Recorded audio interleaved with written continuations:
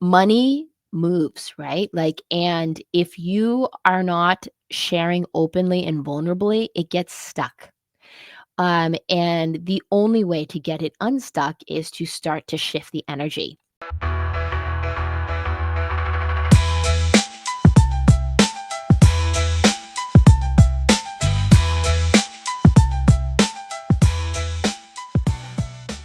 Welcome back, everyone, to the Moms Making Dough podcast. I am your host, Kendra Hewitt, and today's topic is 5 steps to building and or healing your relationship with money. And it is February. It is the month of love. So I feel like it is a really good opportunity, whether you are anti-Valentine's Day or not, to just revisit the principles that we would use to really build any relationship, but to really look at the relationship we have with our money currently and how we're feeling about it, bring up some of the things that are coming up for us to heal, and figuring out what the next steps would be to creating a better relationship with it. So, today's first step I want to talk about is building a foundation of trust. I mean, I think all of us can agree that every relationship that's worth having has to be built on a solid foundation. And it's also the ones that it is also the step that is the foundation of everything. And building trust also helps you get into rapport. It means you actually have a conversation with it and you talk with it and you look forward to it. And maybe not all the time, but most of the time. And building a foundation, when I talk about building a foundation of trust, I think about any relationship that you've had that has been built on a rocky foundation, or a unstable foundation. So, when I think about building our relationship with money, the first step is going to be build a foundation of trust, which means that it requires us to assess and get really real on where we are at currently with our money. And this also requires this other step, which is to tell the freaking truth. Tell the truth on where you're at, whether you are happy about it, sad about it, mad about it. Just getting really real on what are your current facts in all honesty on where you are with your money.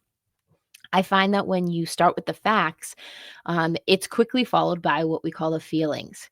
And I always joke about, because most of my coaching clients are women. I do have a token male every once in a while.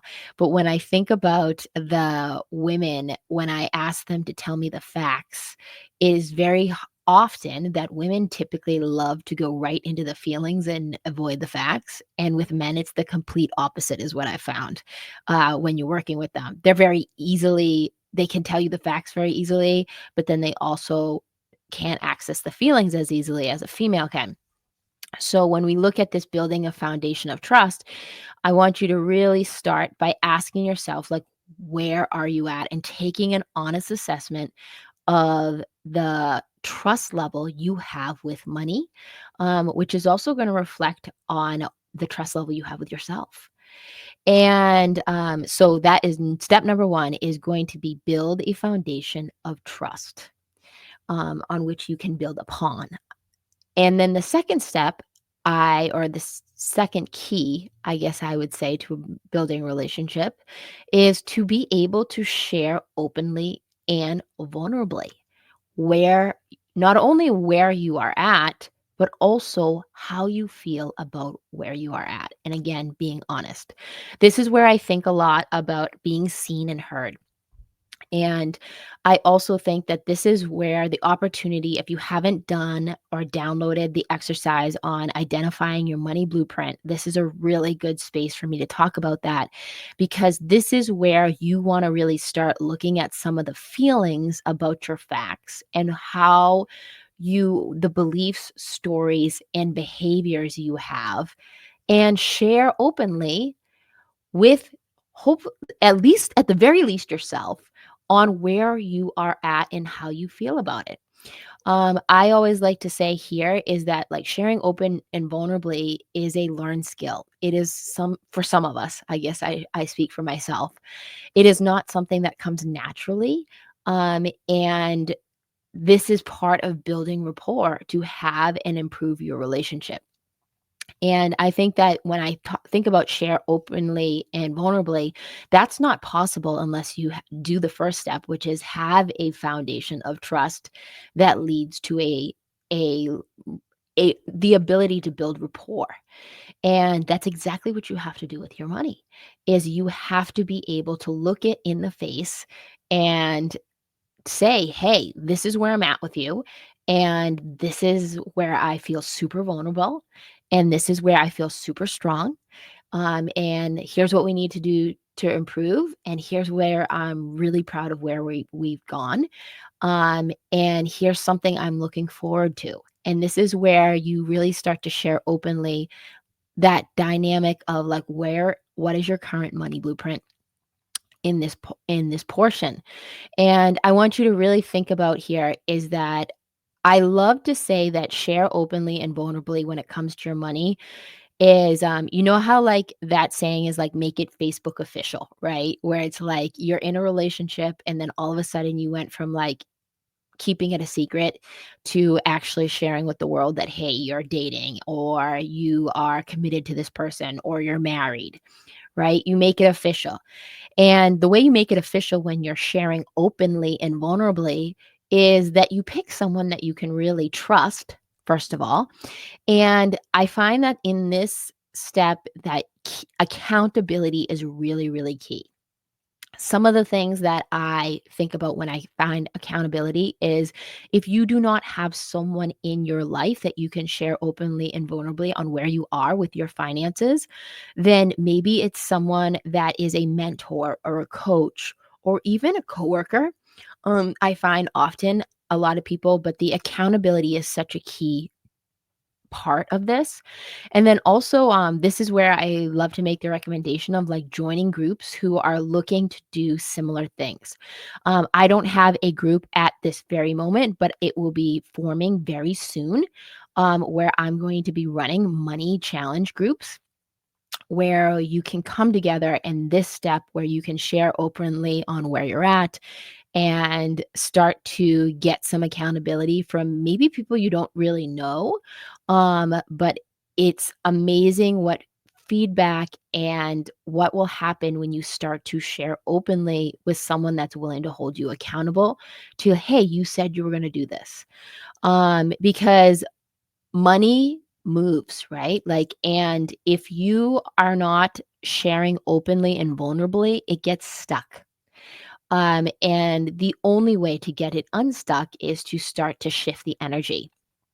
And this is where I find most people, when they're starting to rebuild or heal or even start a relationship with money, you have to get to this point where you can share openly and vulnerably on it.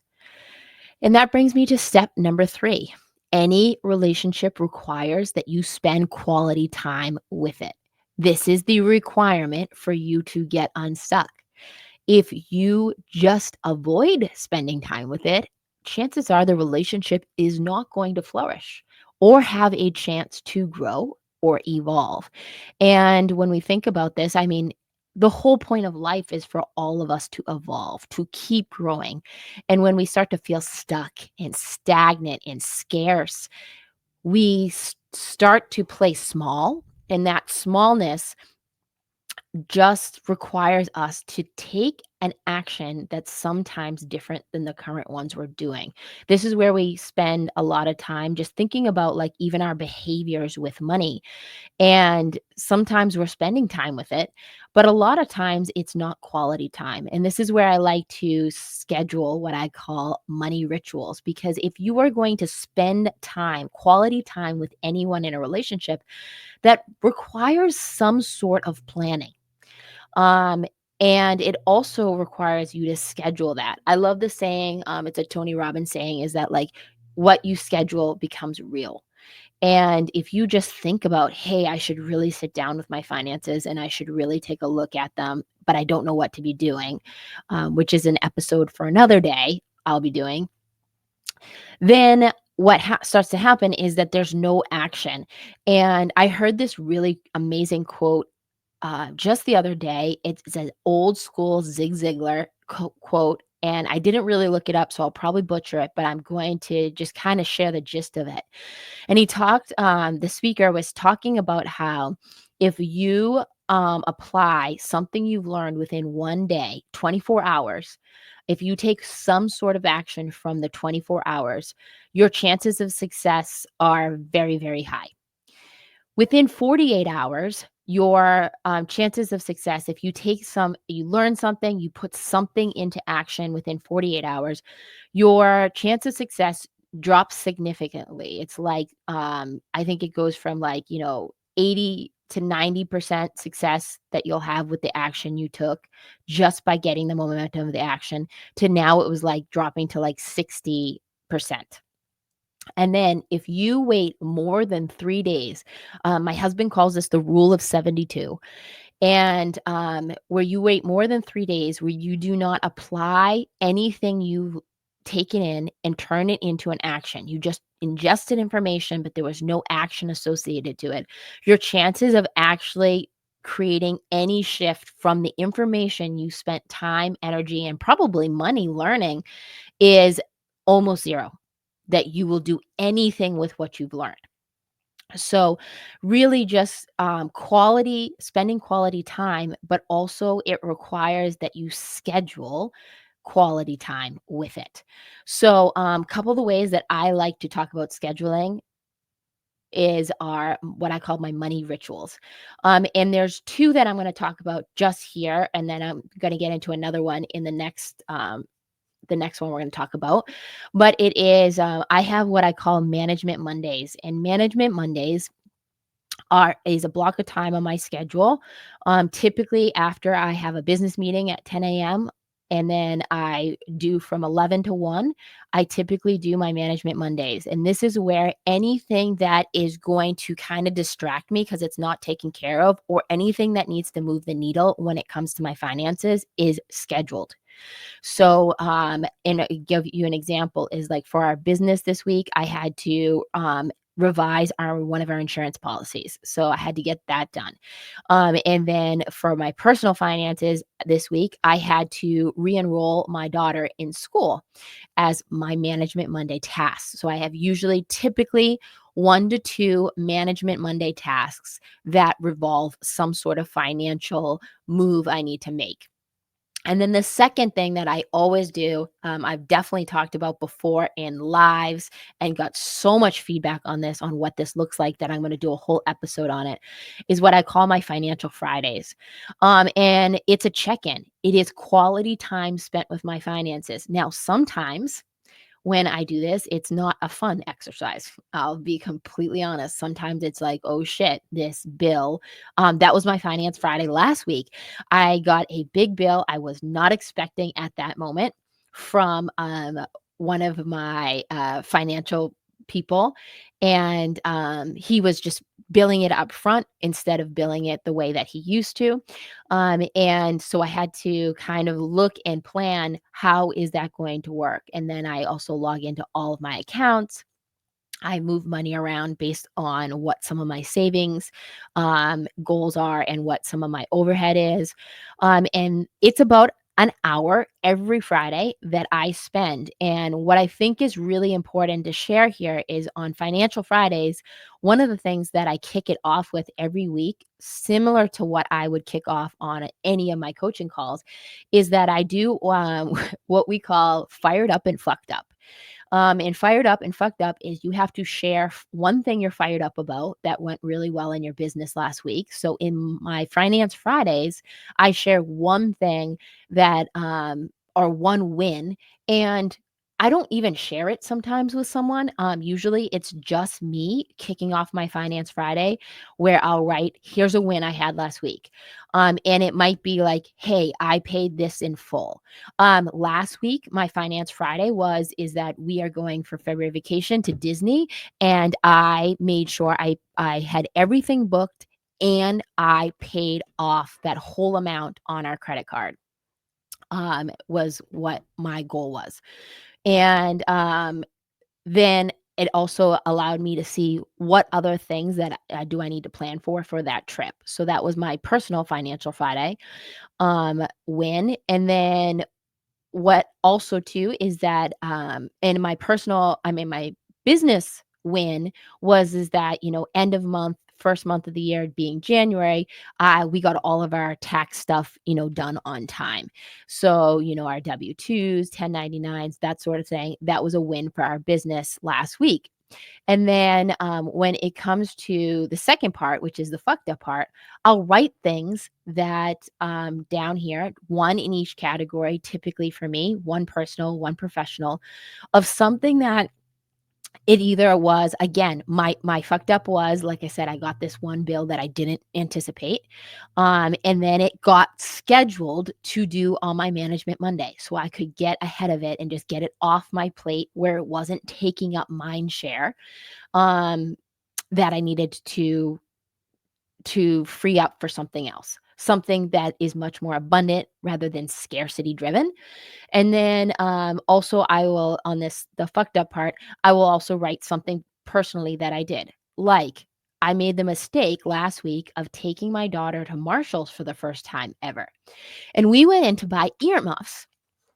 And what was awesome is we found earmuffs and they were $2. They were on sale. And so we got 2 pairs. And then I proceeded, I should say, I need to take responsibility to show her the beauty of Marshalls. And this was a behavior that I've really curtailed in the last year of just like the random shopping at Home Goods and Marshalls and TJ Maxx. Like, who doesn't love to go to those stores? Which is really funny because I'm not a shopper. I actually really do not enjoy shopping, but I love a deal. So I introduced my daughter to Marshalls on a Saturday night after I took her to see the lion or Mufasa. And then the reason that we were going to get earmuffs was because she left her hat in the car and it was literally 6 degrees and I knew we needed to walk to the car. And I was like, "Oh man," I was like, "Her hood's not enough. I'll see if they have earmuffs or a hat she could wear." So we went in there and $200 later, my daughter probably found 3 different pairs of shoes. We went down from 5 pairs of shoes to 3, and they were such a good deal. I taught her that we could have them. Which again, this was a little bit of my fucked up because I don't want her to learn that we just randomly spend like this, even if it's a good deal. That's how you accumulate, in my opinion, a lot of stuff that you actually really don't need. So we had a blast. She had a blast. When I asked her at the end of the day what was her favorite part of the day, she said getting shoes at Marshall's. Um, Even over the Lion King movie. So, I I caution you to when you sit down for these financial Fridays that you really do this fired up, fucked up part where you really capture that because when you start to capture stuff like this, what you're going to start to see is when you go to do that next time, like for example, the next time I need to just run in to buy something at TJ Maxx. First of all, most likely I won't include her because, like I said, if you've ever shopped with a toddler, not only is it like herding cats, trying to find them in these aisles, but on top of the herding cats, you spend definitely double what you planned to spend on a good day. So that's number 3 is really building your relationship with money requires you to spend quality time with it. Those are just 2 examples, my management Mondays and my financial Fridays. Um, and kicking off Financial Fridays with the fired up and the fucked up. Um, a nicer way you could put it is you could call it just a win and a something that you could improve if you're not a big F bomb person like I am. So, next step is going to be number 4, communicate your expectations and your plans frequently, clearly, and even when you don't want to. Because usually people, when you start to communicate them, can actually help you solve things that you might think that you could solve better on your own. But two heads are really always better. Two heads and two hearts, I should say, are always really better than one. I have found in almost every scenario. So, this is where you start to really hone in and communicate with your money. My favorite saying when I think about this too is also what you measure, you master here. And I want you to think about on the communication is that like just where do you have to get better with communicating with your money? And this is where I talk about another money ritual, which is really the monthly return and report. And this is monthly return on your report and your finances. Again, if you downloaded my free identifying your money blueprint exercise, this is the step 7 where you actually do get into the action of what you're going to start to shift on your money blueprint. And this is also something that I do where I every month, at the end of every month, I look at my accounts, multiple accounts. And I'm going to do another podcast on that, just like the breakdown of the accounts, because I've had a lot of questions on that, on how I do that. But I want you to really start to like make that time in this hour. It's typically 1 to 2 hours of time for me with the monthly exercise, but that's because I do both our personal and our business review at the same time. And I look, hey, how did I do last month when it came to what were some of my wins and what are some of the things I need to work on? And the goal is with this monthly review is to get it to one action item. One thing I'm going to do that I did well, one thing that I'm working on or I need to shift this month, and like one actual concrete action item. So for example, last month, it was the end of the year. So one of my focus item at it was just like not to be last minute on any of my tax stuff, to make sure I communicated with my tax accountant that there was everything he needed to start to file all of the stuff that needs to be filed in the month of January. So, because in my past experience with one of my old accountants, it was always kind of like last minute that he would ask me for things. So I really worked on being ahead of the curve and making sure I had everything done on my side that needed to be done and up to date for him to do his stuff. So that's just like a really good thing to really think about. And now my month of January one that I just previously did is last week. I spent 2 hours on the weekend. I set it aside. I Another key here is with this monthly review is if at all possible, I find that if you get out of your current environment and make it fun by going someplace else, like I went to a tea shop last time that I've not been to before, and I had a cup of tea and I sat there with my headphones on so people don't think that they can talk to me. Um, and I don't typically play anything on my headphones unless it's like light music. And what I do is I sit there and I write down, like I look after reviewing all of my accounts, business and personal. I look at and I'm like, okay, what was something I did really well this month? And what was something that I actually really need to work on this month? And also I'll set my target for, hey, here's my money target for this month. And it is usually not a monetary amount, unless I'm doing like a launch or a promotion of some sort, or we're running like some sort of campaign where I'm actually tracking, like new clients or something like that. It is usually something. So this month's focus is that I'm doing an insurance audit of all of our business and personal insurance, life insurance specifically, because I have not done that in a while. I usually do it once a year. And a lot of my policies are coming up for renewal.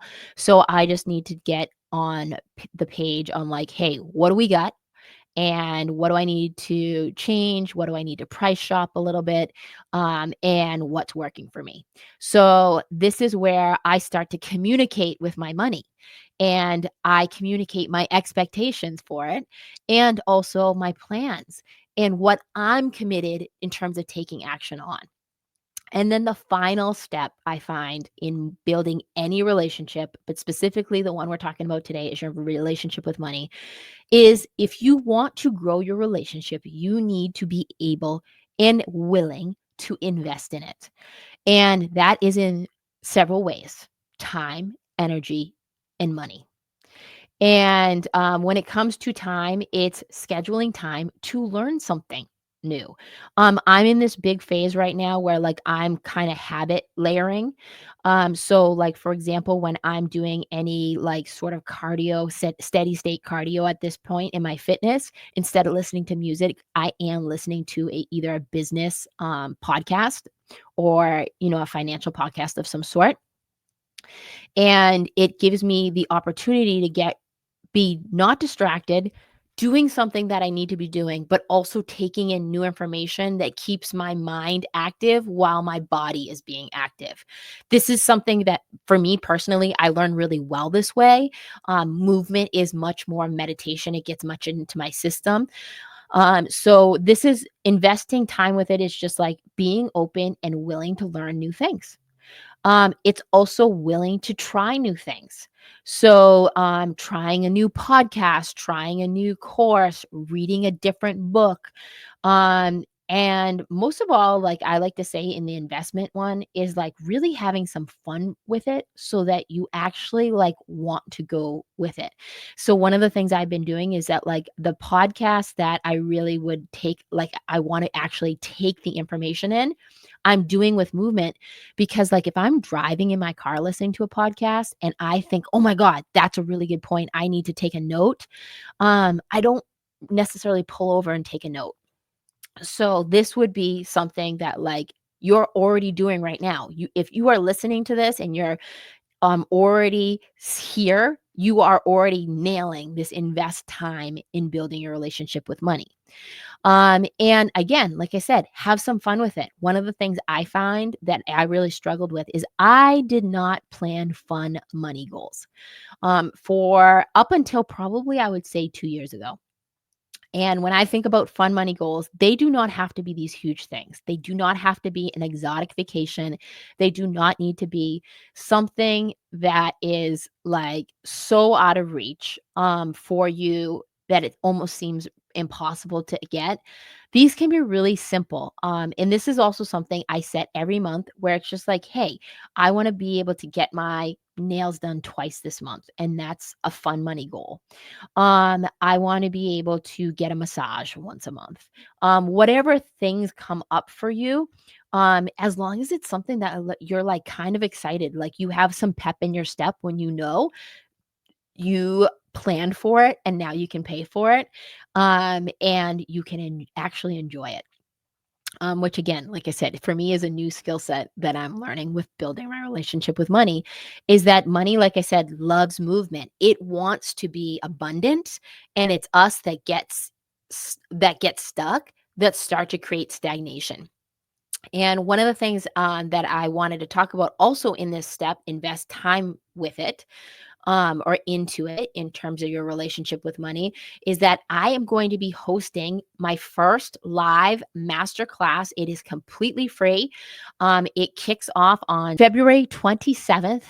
We're going to do noon Eastern time, because my hope is that this would be your power hour of lunch for all of us ladies, where we actually stop and eat lunch. I'm new to that club too. But it's going to be called Master Your Money Game Masterclass. Again, it's going to be 12 to 1:30. There is going to be a link in the show notes for this sign up. And I'm going to really walk you through mastering your money game and some of the like rituals I talked to about today, and just step by step, some of the things that you want to start doing to start to shift and build and heal that relationship with money. Starting with, of course, the beginning of what is your mindset, your current mindset on it. So, I hope this episode was super full for you. If you liked it, please rate, review, and subscribe. That's how I also know some of the topics you are interested in and I want to expand on. And I that's the biggest honor you can give me is rating it, reviewing it, and sharing and subscribing it, so that you know when the next episode drops each and every Thursday. Thanks so much, guys. Have a great week.